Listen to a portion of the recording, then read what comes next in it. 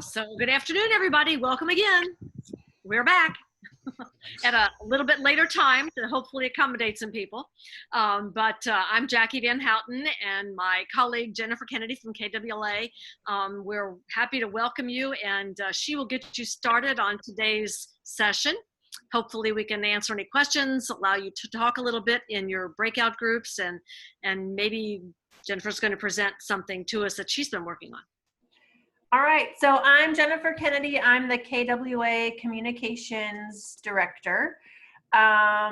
Today's format, if you haven't been to one of these, is we normally invite a speaker. Today it's me because our speaker had an emergency. But I'll just speak for a little bit, present something, and then we'll go to breakout rooms so that we can have more of a chance to talk. It's harder to talk when there's so many of us on here in the larger group.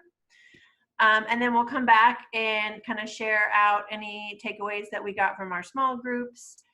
If we have time, we'll do more groups. If not, usually we've just had time to just kind of break out once, come back and share out, and then that's kind of the end.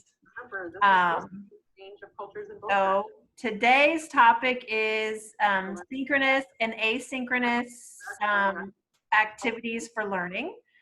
And I'm going to present a little bit on Nearpod, and I'm complete newbie at this. Like, I literally just learned about it on Tuesday with Madeline Sexton from Jefferson County.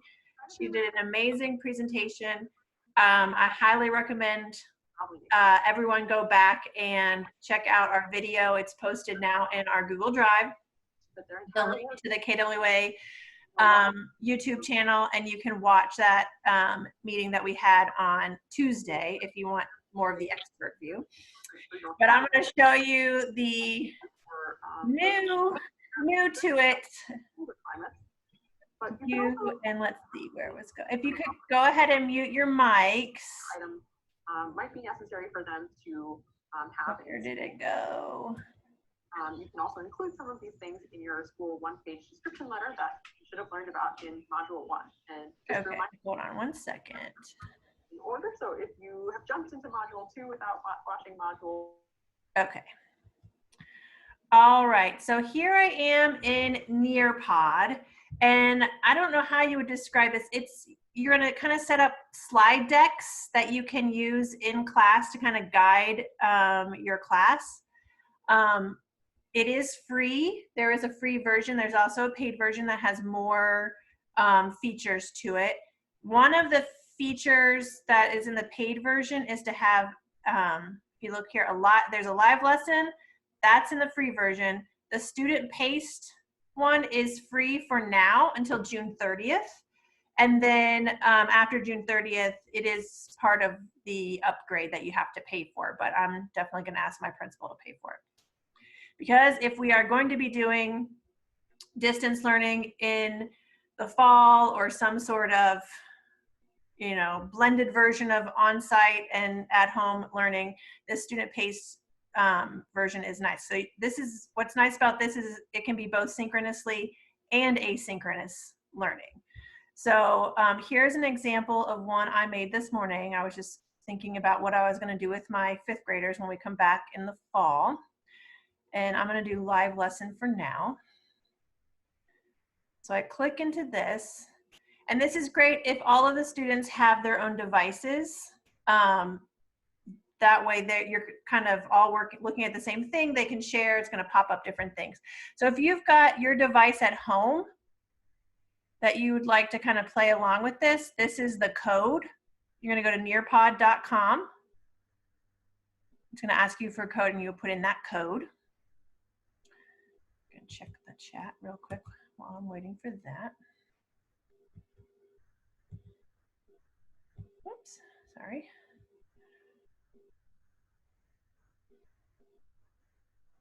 It's free at the moment, Jill, and I think the next one up is like $120 for the year. Okay. And then what I like about this is that no matter how we're going along, this code is going to be up in the corner. So it's great for students who are coming in late which if you teach elementary, if they're in band and orchestra, they always come in 5 minutes after you've given the directions. So that's helpful. Take that away. So you can see everyone's signing in.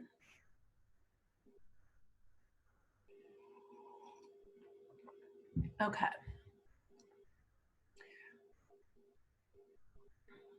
Just give you a couple seconds more. And then what's nice is there's a bunch of different activities that you can do as you're going along. So let's go ahead and get started. This is my opening slide. So I actually made this in PowerPoint and then saved it as a picture and uploaded it just because I wanted it to look super cute with a picture. So this slide contains video. So since this is a live lesson, I could have this playing on all of your devices, or I could play it on just my device. So if I want their attention up on my screen, I would click that. So let's do that for just now. We'll just watch. So watch and sing along. Little Senior Wooly. Okay, we're gonna have to watch the whole video. So then the next one is, okay. I think on yours you should see a draw-up background. So this is a game that I play all the time in class, which I just do it orally, but this way they could be playing. I would assign it to play this with a pair. You're gonna think of where is grandma, and then you're gonna guess where your partner put grandma, and they're gonna guess where you put grandma. And as you're going along, they can actually be Xing out their wrong guesses and then circle their correct guesses. So this one doesn't really work asynchronously necessarily, but this is a good synchronous activity. And you can see, yeah, I've got several people who are kind of in progress drawing along. Looks like Jackie's grandma is in La Farmacia. Do we get to choose, or were you, I missed the directions? So normally, so this is something I would do with a partner. So this doesn't really work as an asynchronous activity. This is definitely something you would do in your classroom. So one person would have their computer with them, and the person sitting next to them would have their computer, and they're going through and guessing, where is grandma? So say I thought of it, I put her in El Banco, you put her in La Iglesia. We're gonna go back and forth guessing where she is. And if I say, oh, abuela está en la casa, you put her in La Iglesia. So you would say, no, no está en la casa, and I would mark out la casa. It's sort of like, what's that game? Battleship, in a way. It's just for them to practice the words and places. And then once you get it right, you circle it. So then when I go to look at it, I can say, oh, okay, they did the game. Here's where it is, where they were at. Does that make sense, Jill?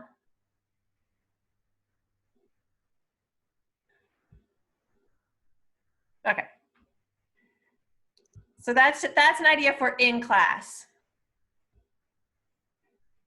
So this one is collaboration board, a collaborate board. So everyone's gonna kind of add to the board. So this one, we're practicing what do we want to do in our community. So quiero comprar frutas en el supermercado. I want to buy fruit at the supermarket. So we're gonna just think of supermercados in Lexington. So yes, Kroger, perfect, Aldi.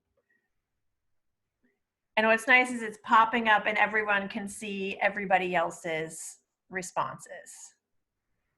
Again, this is something that I've done low tech with kids. They usually just write them out on whiteboards and hold them up. And this is like one of my very first lessons on this. So teaching that vocabulary. Awesome. And then you can also go back and like people's. So maybe I thought of Kroger, but Elena put it up first. I'm gonna like hers.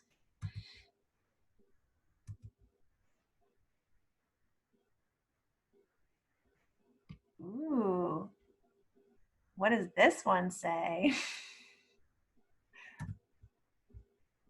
You can also put a timer on it.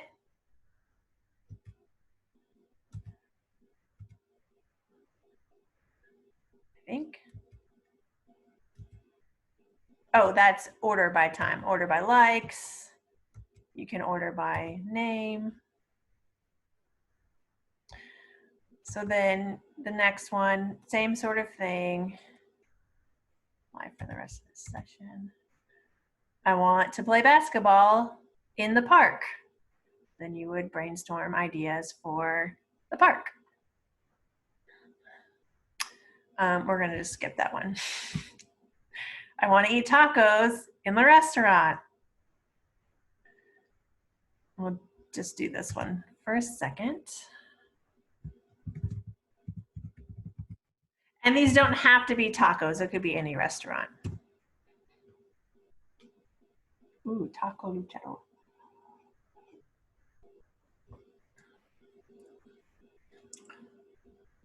It is still there, and it's dangerously close to Southern Elementary.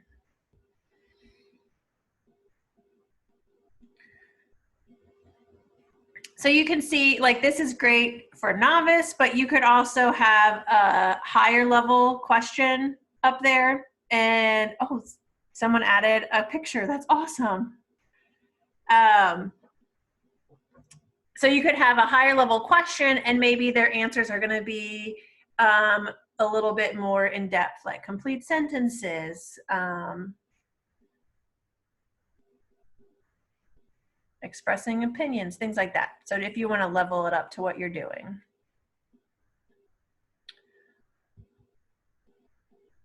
And then this is a poll. So I've asked, what do you want to do? And you're going to choose what you would most like to do. And I think, let's see if I can. I'm going to go over here and join myself so you can see what it looks like.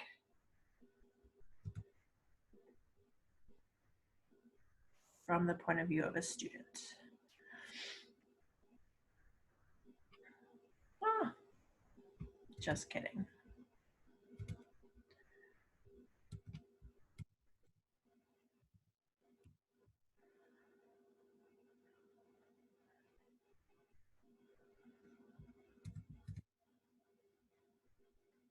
And see, I'm logging in and it's live, so it's bringing me right to where I am as the teacher. So if you have a student coming in late, they can jump right into wherever you're at. So this is what it looks like on my screen. I definitely want to eat pizza all the time. I'm going to submit that. So my answer has been submitted. And we can see everybody's answer.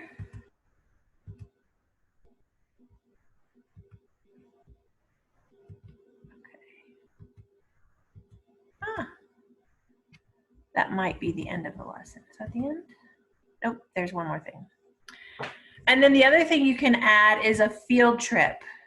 So I've put in this little street in Merida, Mexico, and we could have a conversation in class about, you know, with a partner, what do you see?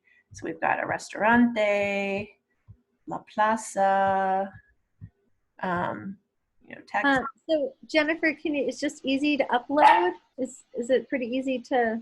Yes, so if I go back out, how do I end? Yes. So yes, it's very easy. I figured it out this morning. Okay, so if you want to make a new one, or I can add, so I'm gonna edit this one. I'm gonna edit my other one. So you can add slides. I can add content. So I can add just a slide like I have with my icons on it. This is the field trip one. that we had at the end, and you can go all sorts of different places and they get a 3D view. You could type in where you wanted to go. So if you're a French teacher, maybe you want to go to Paris. It's going to take forever.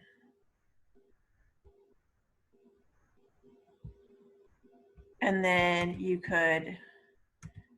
want to preview it first, but yeah, so then you can do like a picture talk, have students describe what they see, make up a story, things like that. So that's the field trip. Let's see, BBC video.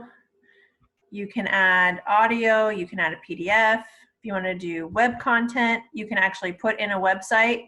So like in one of mine, I have a Quizlet. So it's telling them it takes them to Quizlet.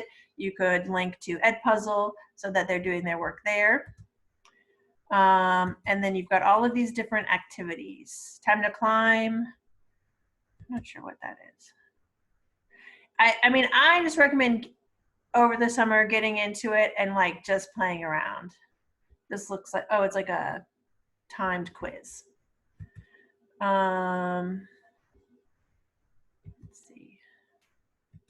Add activity. You can, it goes to Flipgrid, which is what we talked about 2 weeks ago. You can do matching, quiz, draw it. This is the collaborate that we did with the board, the poll. You can do fill in the blanks. What Madeline showed on Tuesday was doing like a close activity with a song and using the fill in the blank. You can do memory tests. So there's lots of different ways to make it interactive. The draw it is really cute. That's on this one, I think. So if you go to this one, I'm just going to preview it. Jennifer, would it be okay or accurate to say that, let me see what the software is called. The software that we're working with right now, Nearpod, if it's similar to Google Classroom, just it has a lot more opportunities for students to engage than Google Classroom? Yeah, so Madeline was saying what she does is she assigns this a Nearpod deck in her Google Classroom, and then instead of having, so like if I go to my Google Classroom, let me just do that really quick. Instead of having multiple links and the kids have to figure out what in there do they have to do, you can just assign the Nearpod and it's going to walk them through it step by step. Versus like before Nearpod, here, watch this video explaining what activities you have, because it's sort of confusing is what I've been doing up until now. So like they have all these different activities that they could be working on related to my home in 3rd grade. What I could do instead is make one of these, you know, Nearpod week 1, and then some of these activities would be within, whoops, what did I just do? Would be within that Nearpod. So kind of walks them, kind of baby steps them through it. Because I think you can actually share your Nearpod on Google Classroom. Hold that thought 1 minute.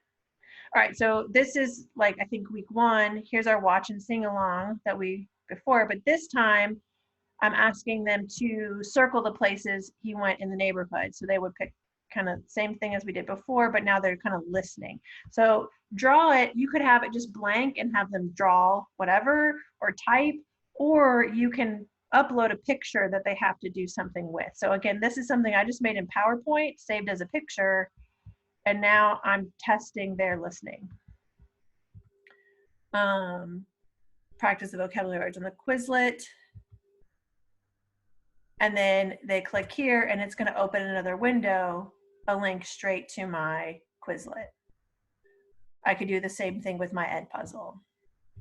So then if we go back out, close our preview.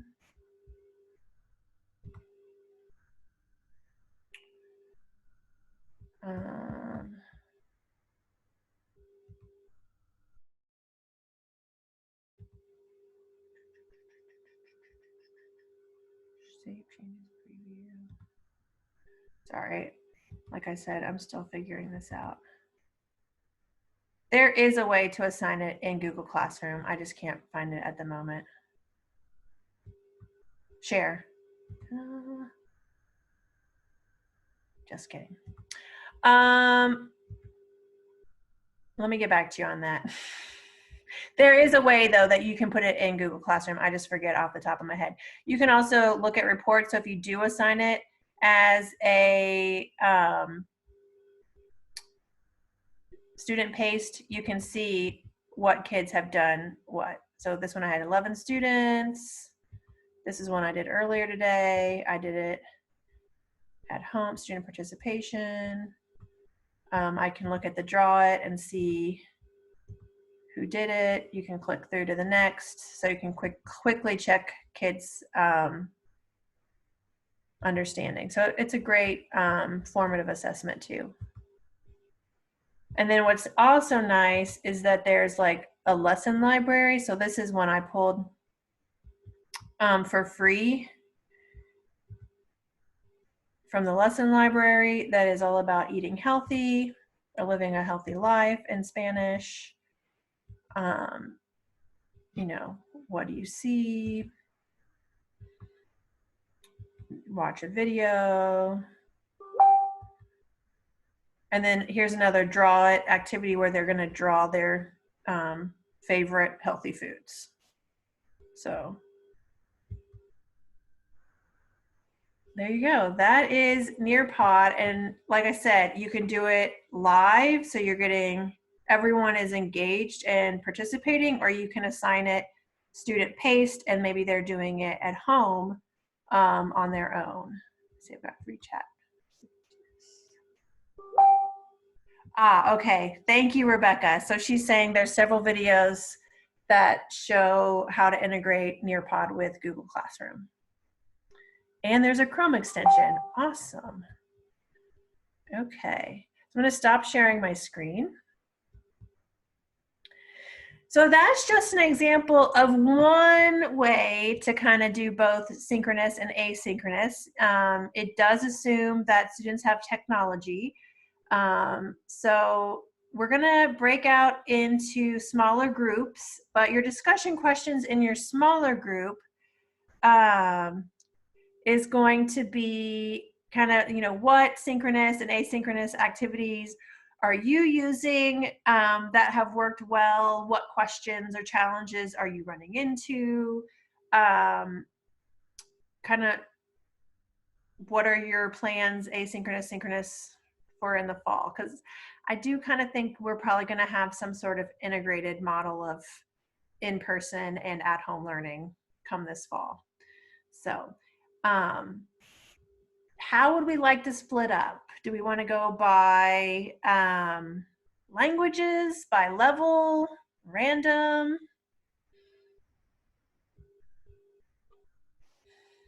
I know Jill wants to go by language. Oh, I think I've got everyone muted, sorry. So anybody want to chime in and tell me what you prefer? I don't mind. You don't mind? Okay. Yeah, random is fine with me too. Yeah, random is fine. Yeah. Okay. Well, let's see. I do have a couple of requests for, okay. So why don't we try, I'm gonna mute all again, sorry. You can unmute yourself if you need to. Okay. So let's do 3 to 4 per, and let's see, breakout room 1, 2, 3, breakout room 2, 1, 2,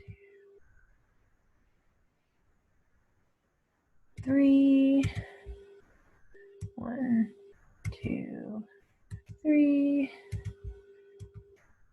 I don't know how to do math. Oh, I need to add a room. Okay, So you're going to be getting, thank you for your patience. It just takes a second to assign people to rooms. You should see a box inviting you to a breakout room. Please accept it, and we'll come back in about 10 minutes. So you're discussing synchronous and asynchronous and what's worked for you, how you might use Nearpod, etc.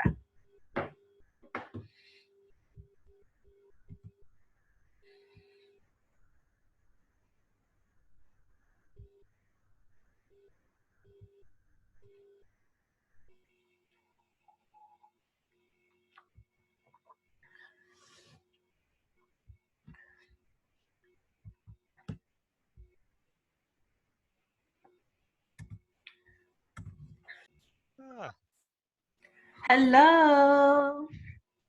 Stace, the weather's much nicer here in Lexington. Where are you at? I'm out on a boat somewhere. That's hilarious. Yeah, I just, I put it, this is not my normal background. I put it on for the last meeting that I was in. Oh, goodness. So are you guys doing all online this summer? Or I saw something about UK going back in the fall. Yeah, I think we're planning on going back in the fall. I think I know that everything this summer is online, which makes it a little tough to do micro teaching with your student teachers online. Right. But, you do what you can. And so Zhang, I don't know you. I'm Stace Yes. Yeah, my name is actually Zhang Qiang in Chinese. Our family name goes first. Yeah. So Jennifer, thank you very much for sharing the website. I think that's a pretty very amazing website. I haven't heard that before. I'm so glad. I literally threw that together this morning because we were expecting more of an expert. I think Madeline is actually certified in it, whereas I was like, I don't know how to share this. Sorry. But pretty good. Thank you. Yeah, I think she presented on Tuesday and I was immediately excited. I was like, this has so many possibilities in and outside of the classroom, and that's what we need right now is a flexible tool that you can use either way. So yeah. Are you teaching, where are you at right now? I'm teaching in Logan County High School, high school Chinese class. I think I met Jennifer Yu in KWLA meeting conference, and I met Laurel. I didn't met Steak. Is that Steak? I'm sorry. Stace. Mm-hmm. Stace. I'm sorry. Yeah, I didn't meet you, but yeah, nice to meet you guys. Yeah. To meet you. So yeah, do you guys also teaching K through 12, or are you teaching college? I was a French teacher, middle school and high school, but I'm now at the district level. Oh, okay. And I teach kindergarten through 5th grade and elementary school in Lexington.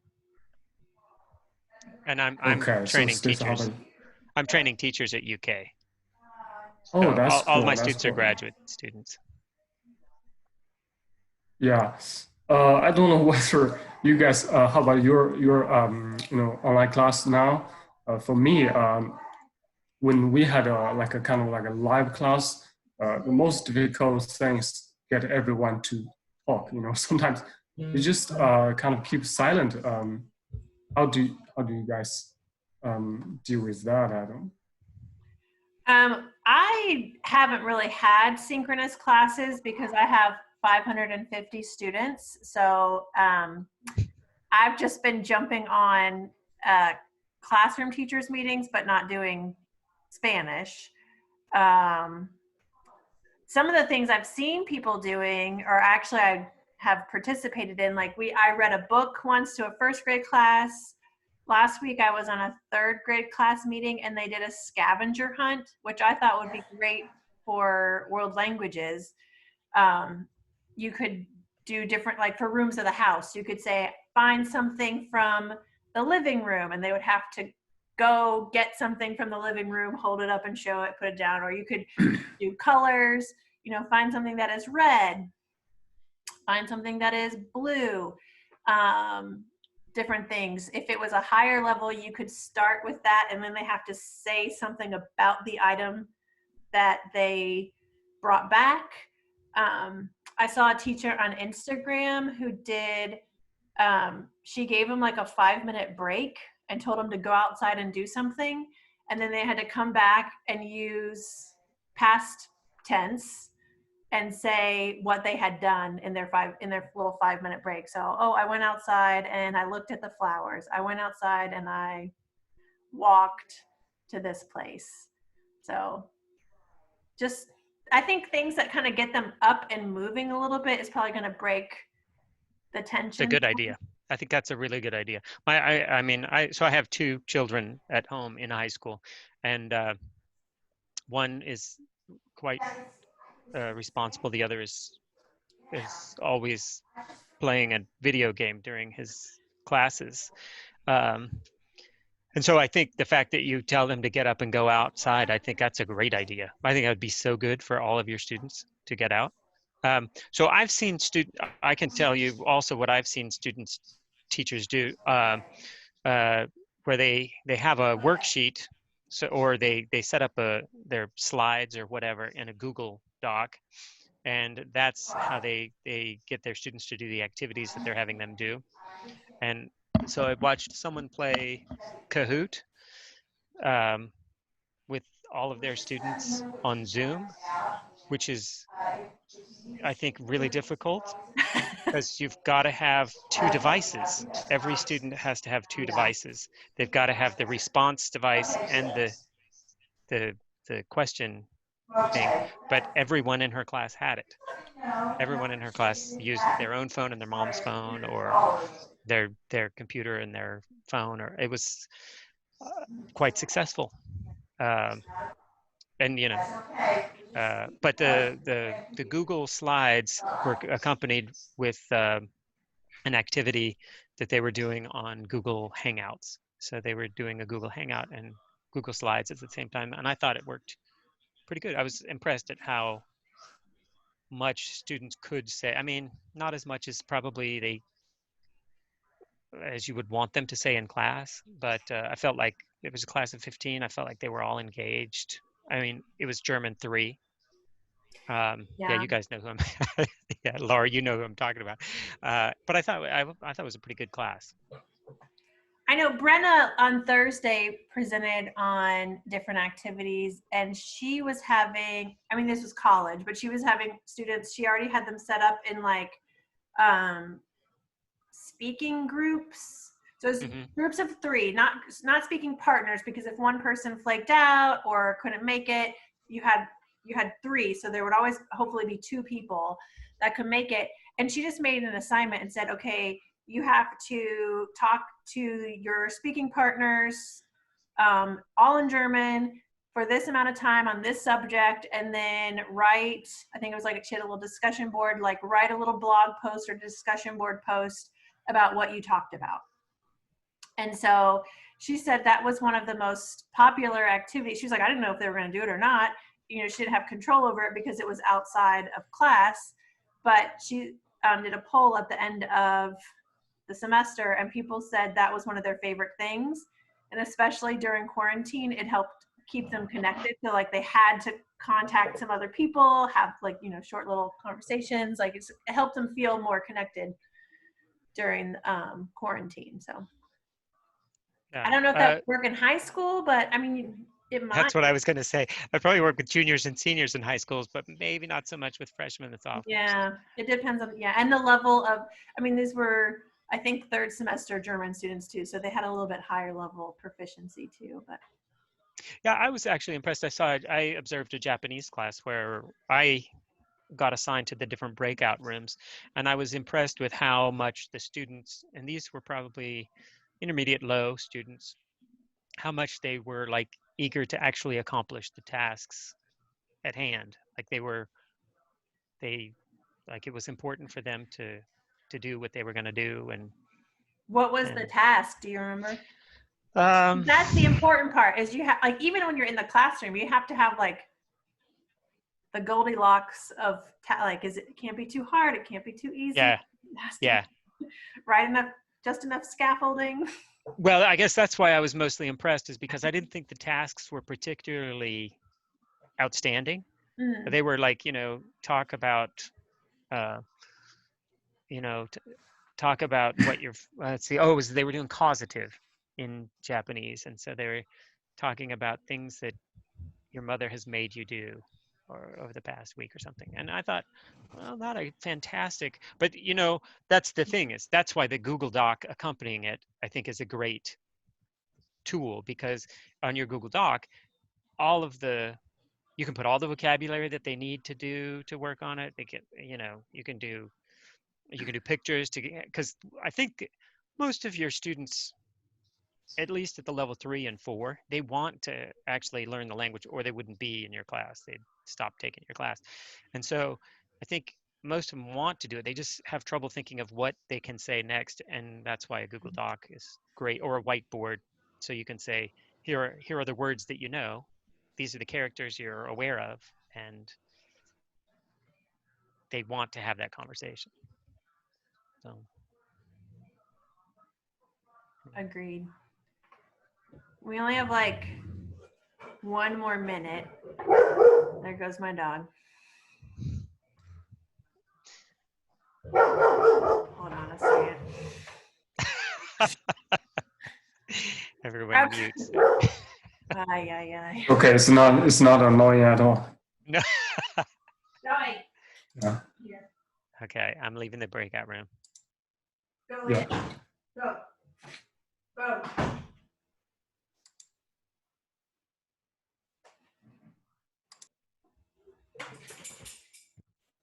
How you doing? Oh, everybody can hear us now.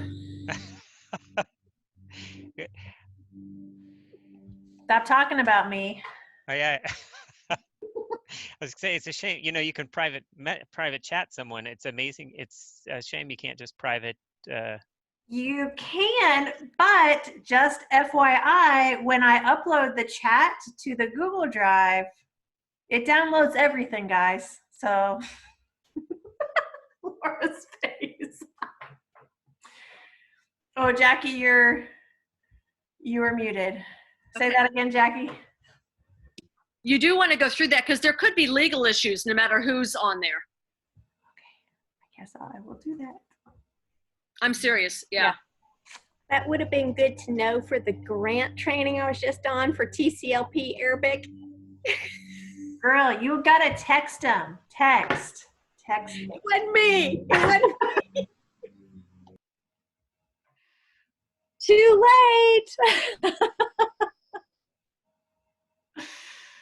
Okay, well, I have an assignment this evening, which is to go back through and clean up our chat files. Thank you. That's a good idea. I wouldn't have even thought of that, honestly. I just remembered that it recorded everything when Stace brought that up. So, all right. Well, I think we are all back. So, did anyone have anything in particular that they talked about that they wanted to share for the good of the group? I know we had a really good discussion in the breakout room I was in.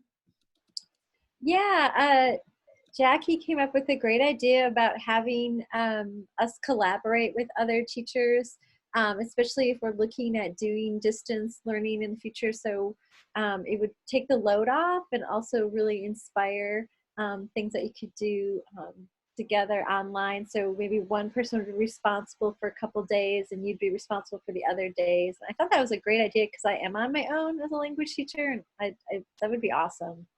Well, and what's nice about Nearpod too is that you can share lessons. So like one person could make the slide deck for, this amount of time or these classes, and then share it with people. And then, vice versa. And then there's also a library of Nearpod lessons already done. And Malin did mention that there's a ton of French resources. There's actually more French than Spanish, which is not usually the way it goes. So, I looked at the French resources, and there really aren't a lot of free French resources. So maybe there are more if you pay, but there are only a handful of free resources. Yeah. Yeah, and maybe 5. So, Oh, okay. Maybe she was looking which is at. more typical for. Yeah. So good luck, Jeff, with German.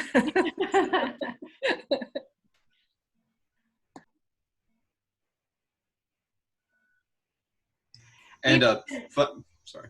Oh, go ahead. I'll say funny thing is, I did have a little bit of a collaboration with a French teacher on Sea Liftoff with the goose chase things. She took a bunch of my missions and made them into French. I took some of her French missions and just converted them into German. It was fine. Because I mean, I have working knowledge of French. I think she's got working knowledge of German, so we were able to do it. So it was funny. Well, if there is a French teacher who wants, Bryce Hedstrom has some free things on his website, and he does mainly Spanish. And he gave me permission to translate The Secret of Talking to Girls from Spanish into French. So I would just need to get permission from him to share that. But he's really good about sharing, so it's probably not going to be a problem. But that's a really fun story. So I have a question and a problem that I've experienced. I wonder what you guys would say about it. So during the NTI stuff, I've had a lot of issues with students turning in things that were just plugged into a translator. And I tried to handle it by, telling the parents and the students how that's basically cheating and how it doesn't help them or, help me assess their abilities. And then told them basically, if you rewrite it, I can give you credit. If not, I can't give you credit. So I just wondered, what you guys have done to approach that situation. Well, I use pictures. And so if you put a JPEG, if you put a PDF, they can copy it and put it in a translator. If you use a picture, they have to at least retype it into the translator. So they're going to get some input. I mean, you really can't stop them from cheating. I had 2 students put together. One of them I gave them Alice IL listening. They get to choose the video they listen to. And then they give a summary in English, and then they choose their favorite and then make a cartoon with drawings or pictures that they've uploaded. And then they have to put the script at the bottom. And I got 2 that were identical. And if you go in Google Docs, you can actually tell who copied whom. Even my notes and highlighting were included in the second one. So, but it's going to happen. So using pictures instead of PDFs is helpful. Okay. Any other ideas, guys?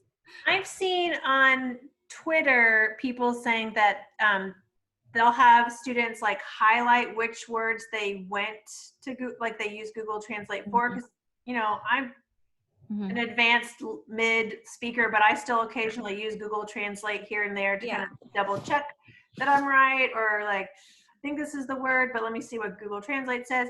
So like just teaching them how to use it sparingly and be like, okay, it shouldn't be your whole answer, but if you need to use it to check a couple words, but I want you to underline or highlight the words that you did use it for. And it shouldn't be more than X amount of times. Yeah, I've been successful with doing that. In this situation, it was a lot of, future tense verbs and things like that were popping up in Spanish 1. And so I got to the point where I was like, look, I shouldn't be seeing verb tenses that we don't know. But I still feel like, saying it in that manner to them, they're like, what's a verb tense? So it is still confusing to them, I guess. So I don't know if there's a right or wrong answer, but just wondered what you guys were doing.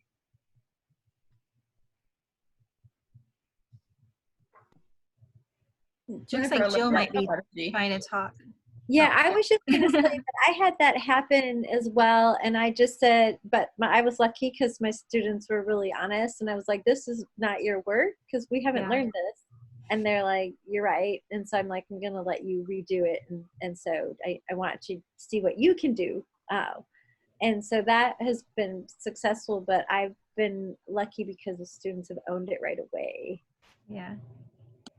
Madeline, what were you going to say?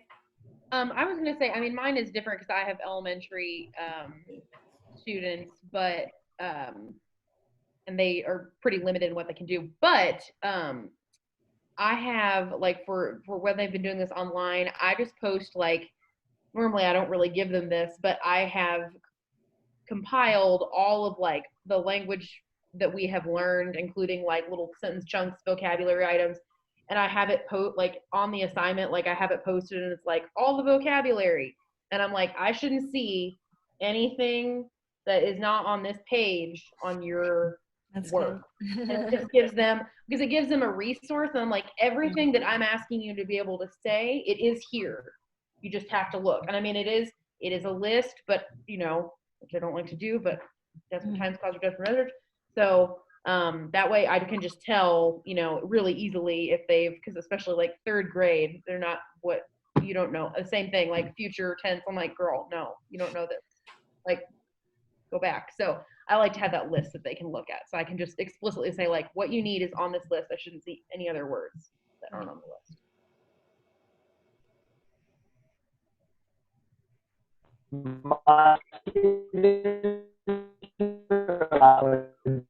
Bills.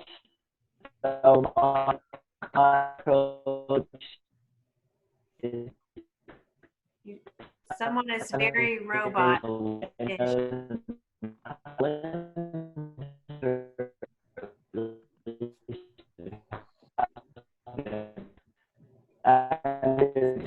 we can't really hear you.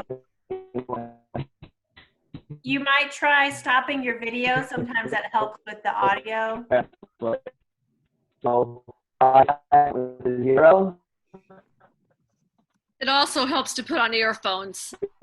I think plug in the phones.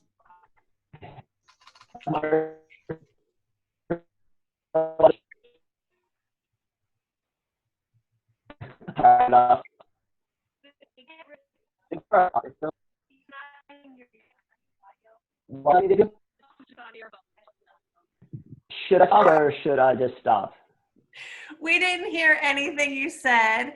Maybe put it in the chat, or if you stop your video, sometimes that helps. I'll try this. So sometimes video. It helps if you get closer to the mic too. Okay.